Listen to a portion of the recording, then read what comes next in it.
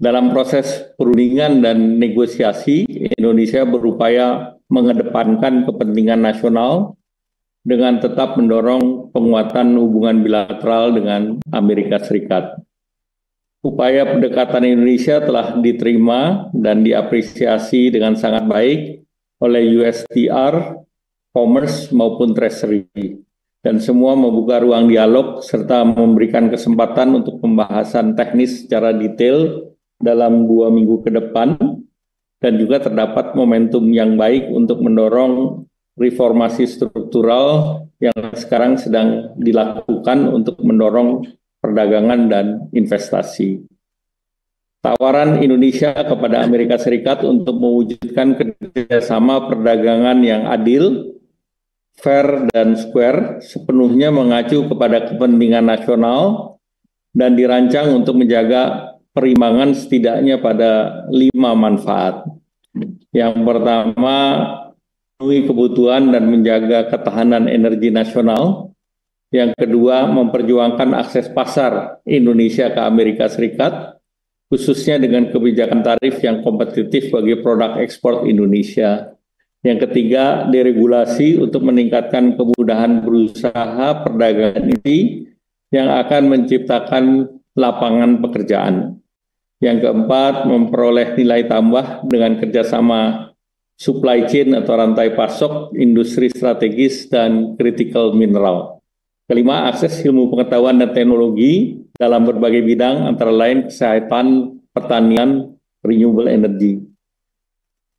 Kemudian juga dalam rangka upaya negosiasi pemerintah, komunikasi dan masukan dari para pengusaha, asosiasi bisnis, antara lain dari Semiconductor Industry Association, US ASEAN Business, USIBC, USINDO, dari korporasi antara lain Amazon, Boeing, Microsoft, Google, terutama seluruhnya dalam rangka penguatan kerjasama Indonesia dan Amerika Serikat, dan seluruh stakeholder tersebut mendukung upaya Indonesia untuk mendapatkan keadilan.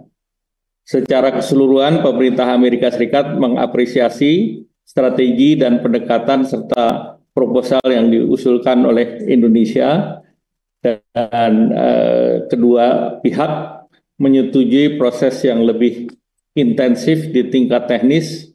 Bahkan secara teknis sudah dipersiapkan 5 sektor khusus untuk sejenis working group agar ada percepatan dalam pembahasan. Indonesia telah menandatangani non-disclosure agreement dengan USTR, artinya kita sudah masuk dalam fase negosiasi, dan Indonesia adalah salah satu dari 20 negara yang sudah memulai proses negosiasi awal. Nah, sebagai tindak lanjut, pemerintah Indonesia akan melakukan pendekatan dan konsultasi internal dengan para pemangku kepentingan di dalam negeri, berkomunikasi dengan pihak Amerika untuk melanjutkan proses negosiasi di tingkat teknis. Selanjutnya kami persilakan Ibu Menteri Keuangan.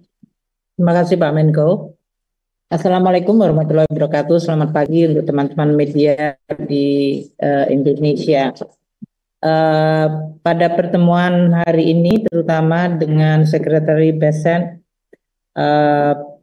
sebetulnya beberapa fokus dari pembahasan tidak hanya menyangkut bilateral Indonesia dan Amerika, namun juga di dalam proses atau dalam pembicaraan, Sekretari BESEN juga menjelaskan posisi Amerika Serikat di dalam konteks lembaga-lembaga multilateral dan posisi dari Amerika Serikat terhadap kerjasama multilateral dan globalisasi. Pada kesempatan tersebut, dan karena ini adalah pertemuan dalam occasion pertemuan G20 yang dipimpin oleh Afrika Selatan yang dilakukan kemarin malam dan tadi pagi hingga tengah hari, kemudian juga pertemuan di dalam konteks IMF Spring Meeting di mana beberapa kali kami bertemu dengan Scott Bessent. Di dalam forum tersebut, Amerika Serikat, seperti yang disampaikan oleh US Treasury atau Pak Scott Bessent, menyampaikan bahwa posisi Amerika Serikat tetap akan menjadi anggota dan sekaligus memimpin lembaga-lembaga internasional seperti IMF dan Bank Dunia, yang akan juga menjadi ajang bagi pelaksanaan berbagai agenda nasionalnya Amerika Serikat melalui lembaga-lembaga tersebut. Kita dalam hal ini tentu perlu untuk terus melihat bagaimana peranan dari Amerika Serikat di dalam lembaga-lembaga internasional, termasuk reformasi dari WTO yang sekarang menjadi fokus dari berbagai macam kebijakan yang dilaksanakan oleh Amerika Serikat terhadap partner dagangnya, yaitu termasuk melakukan reciprocal tarif. Tujuannya adalah untuk menciptakan, menurut Amerika Serikat, sebuah tatanan perdagangan yang lebih adil. Di dalam konteks ini tentu kita juga harus terus mempelajari perkembangan ini, karena di dalam pembahasan kami, Pak Menko dengan kami tadi dalam pertemuan, Amerika juga menyoroti mengenai hubungan Amerika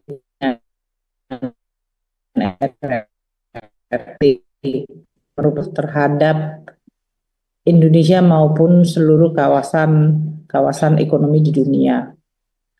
Oleh karena itu, untuk mendukung apa yang telah disampaikan Pak Menko, proses negosiasi Amerika Indonesia dengan Amerika Serikat melalui seluruh jalur yang bisa kita lakukan, baik itu tadi melalui USTR, melalui jalur Department of Commerce, dan sekarang juga dari US Treasury, tentu untuk mendapatkan gambaran yang lebih lengkap bagaimana ekspektasi dari Amerika Serikat dan proses pengambilan keputusan dari pemerintahan Amerika Serikat terhadap berbagai partner dagang mereka, termasuk dalam hal ini Indonesia.